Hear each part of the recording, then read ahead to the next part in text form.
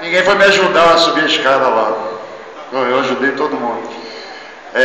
Eu vim hoje preparado aqui para falar sobre o lápis. Trouxe até um lápis aqui, uma borracha aqui no meu bolso.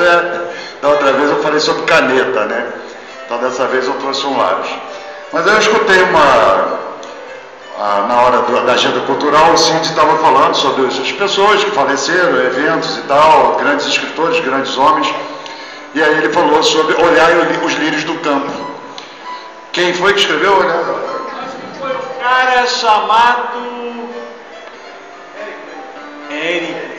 Érico Veríssimo, é isso? Ótimo. Mas só que eu conheço essa frase de outras fontes, né?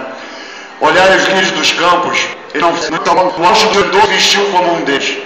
Se meu Pai que está nos céus faz isso com o lírio, que hoje é lírio, e amanhã vira incenso para ser jogado ao fogo, que dirá a vós, ó homens de pouquíssima fé.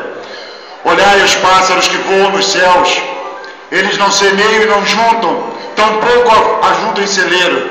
No entanto, meu Pai que está nos céus não faz faltar nada a um desses pequeninos. Se ele faz isso com um pássaro, que hoje é um pássaro e amanhã está ao forno para nos servir de alimento, que tal a vós, ó homens de pouquíssima fé? Não julgueis para não seres julgados, pois que com a mesma medida com que julgardes, sereis julgados. Não jureis por nada nesse mundo, nem pelo céu, que é a morada de meu Pai, nem pelo chão, que é o esteio dos vossos pés, nem pela terra santa, que é a morada do grande rei. Sejais o vosso falar, sim, sim, não, não. Qualquer outra coisa além disso provém do maligno.